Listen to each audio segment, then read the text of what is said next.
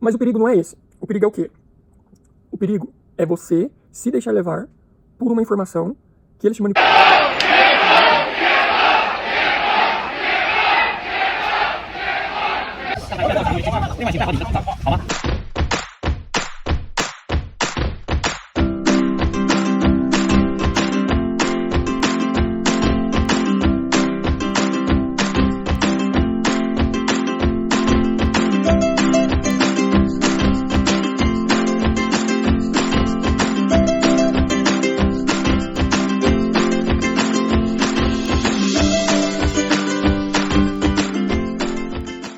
Fala, galerinha, como é que vocês estão? Firme ou nada? Bom ou não? Sou o Ouro.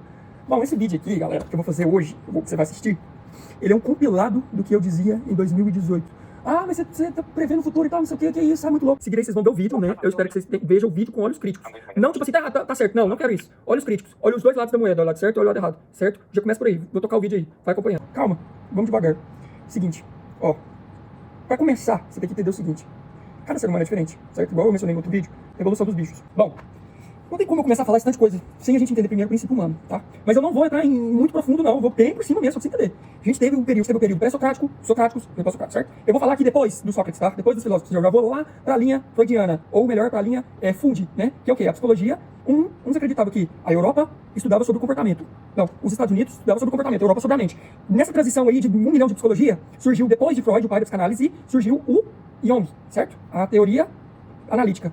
Aí surgiu o Jung, que é o pai da psicologia analítica. Mas que loucura é essa que você tá falando? Que loucura é essa que você tá falando, cruzada?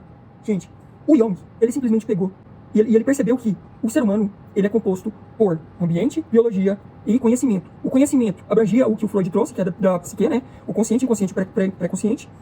Trouxe também a biologia, a parte comportamental, behaviorismo dos Estados Unidos, que através do Watson, certo? Mas onde eu quero chegar com tudo isso? Com a psicologia analítica, ele decifrou que, com esses 3 elementos, cada pessoa se tornava e se adaptava de alguma forma à medida que a sociedade ia passando. Então ele entendeu que existem 2 tipos de atitude e 4 tipos de personalidades, certo? Existe a extrovertida e introvertida, existe o pensamento, a intuição, a sensação e o sentimento. Eu vou pegar uma visão geral sobre, não tão aprofundada como psicólogo, como um terapeuta, que eu não sou especialista na área, e vou dar o exemplo de 16personalidades.com. Então a gente tem o analítico, a gente tem os diplomáticos, a gente tem os lógicos e a gente tem os trabalhadores, certo? Desses 4 tipos de personalidade, cada uma dessas personalidades tem mais 4, por isso 16. Vamos direto ao assunto? Cada pessoa tem a sua personalidade de acordo com os 3 elementos que eu te falei: ambiente, biologia e conhecimento. Então existem pessoas, depois você estudei, eu não vou ficar falando tudo aqui. Existem pessoas mais analíticas, que inclusive são as que comandam o mundo. Por que as analíticas? Porque as analíticas entendem como funciona a máquina inteira rodando. Elon Musk é analítico, Mark Zuckerberg é analítico, a maioria da galera que frequenta dados é analítico. Ou eles pagaram um analítico para tocar o negócio. Por que um analítico?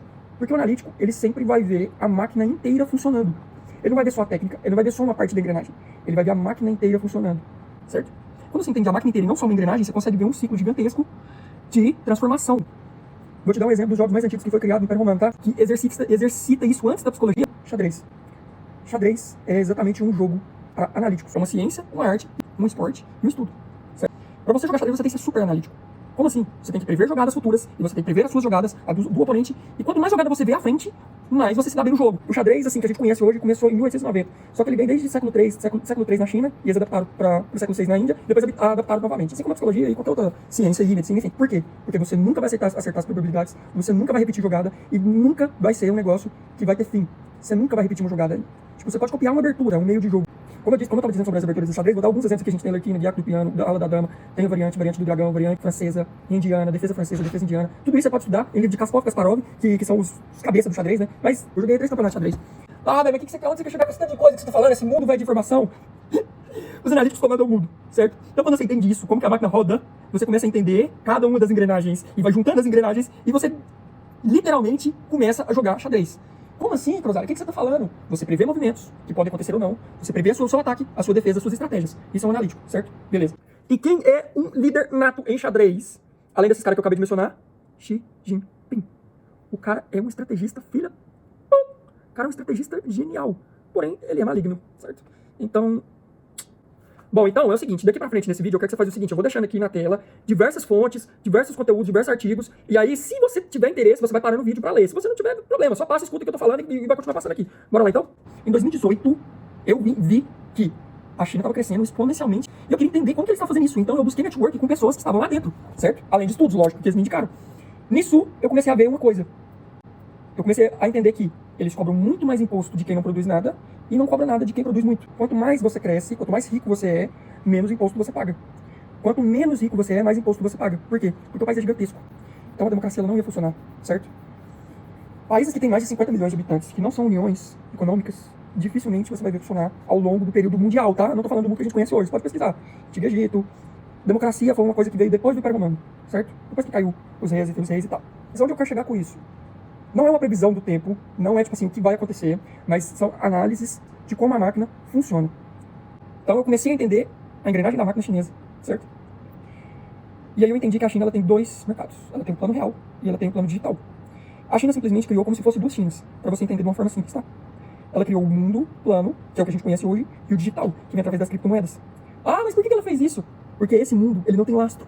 Então ela simplesmente entendeu isso e começou a controlar as coisas no mundo real. Então ela sabotava a própria moeda para comprar com moeda digital. Então a China seria uma China de esquerda ou uma China de direita, certo? Vou falar dessa forma para ficar fácil de entender.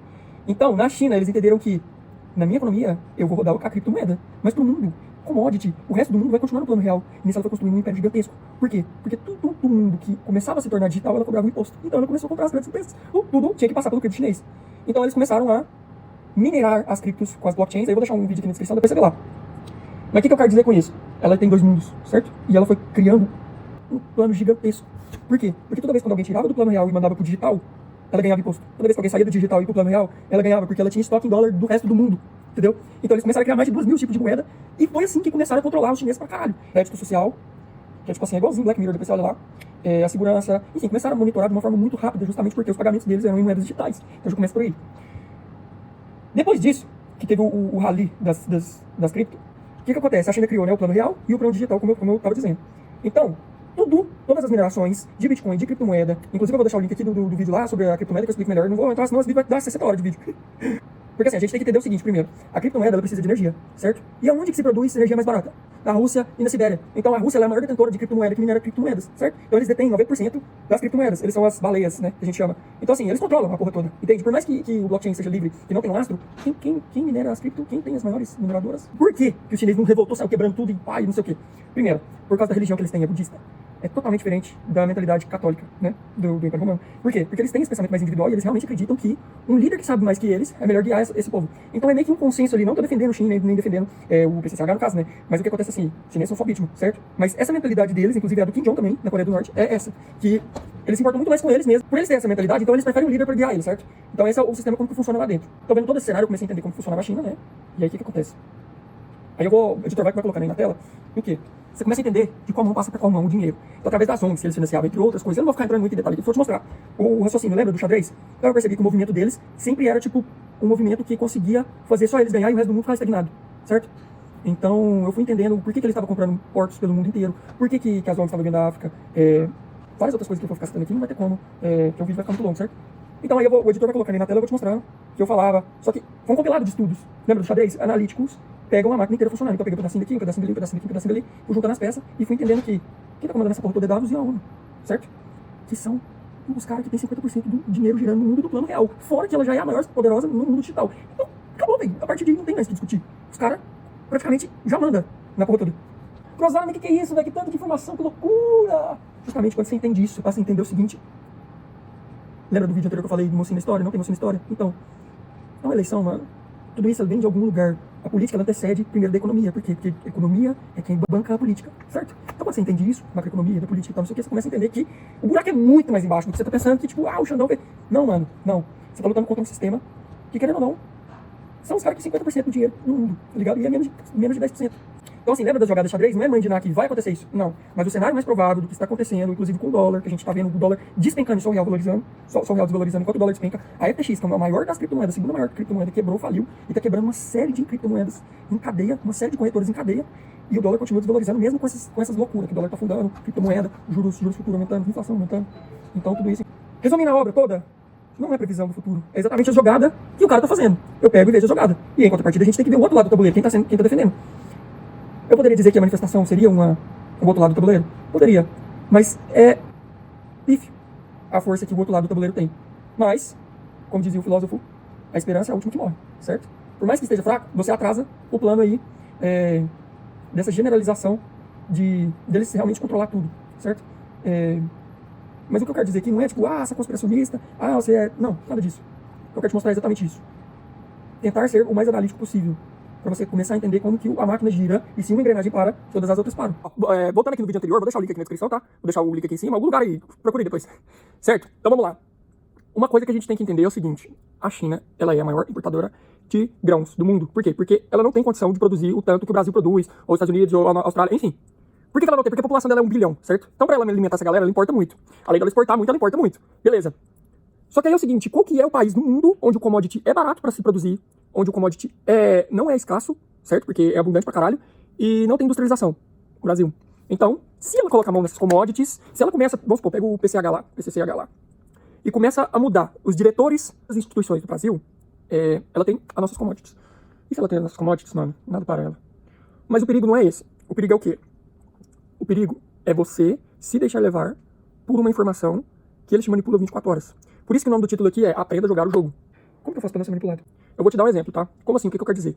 Vamos supor, na Petrobras, você sabe que a gasolina vai aumentar pra caralho, certo? Você sabe que todo lugar eles te exploram ou eles cobram um valor que não é justo pra você, correto? Correto. Tá. Se eu tô me prejudicando por causa do sistema, por que eu vou continuar só sendo o prejudicado? Entende? Então, por exemplo, se eu compro uma parte da empresa que está me prejudicando, eu entro no jogo, correto? Aí que tá o X da questão. Isso é jogar o jogo. Por quê? Porque você está não conivendo, porque não tem como você bater de frente com o sistema, lembra disso. Mas você está amenizando esse rombo que eles estão fazendo com você, certo? Então, por exemplo, quando você faz isso, quando você participa do jogo, você deixa de ser só o peão do tabuleiro. Você continua sendo um peão, mas menos explorado, no caso. Correto? Correto? Crosdara, mas que loucura que é essa que você tá falando?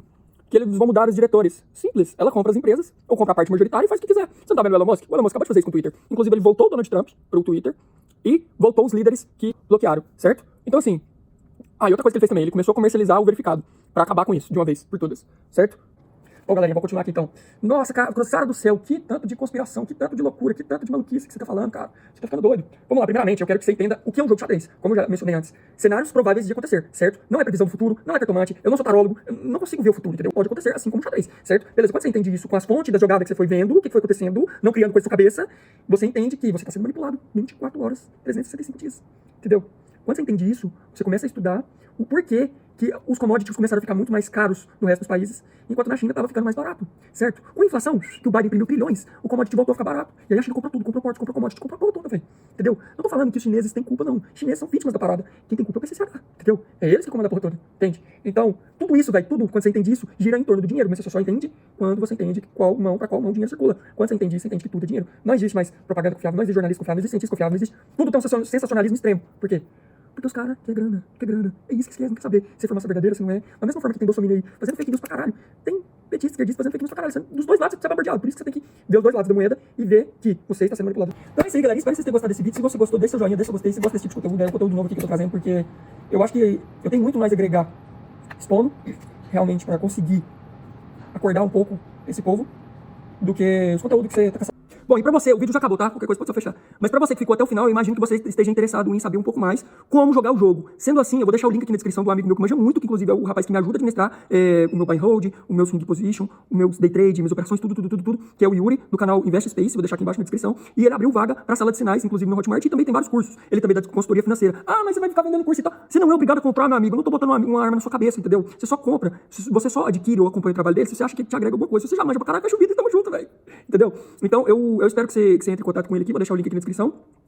Se eu não me engano, são 50 pessoas por grupo, não tenho certeza, tem que ver se ainda tem algumas vagas disponíveis, mas é isso, certinho? Então tamo junto, entre em contato com ele agora aí, porque ele acabou de lançar a promoção Black Friday e ele tem conteúdo no TikTok, no Instagram, no YouTube, na porra toda. Cara fera, certinho? Então tamo junto, é nóis.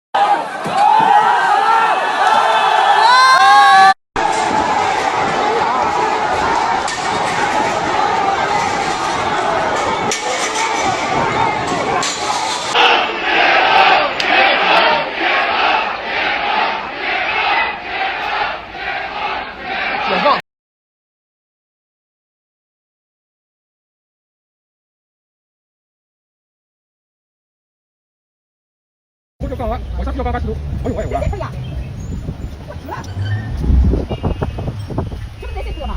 这都不会让我吃饭的。我可是谁死打谁疼。好吧，这里正在执行工，好吗？恭喜记住，好吧？另外请配合你的组长，好吗？你的组长。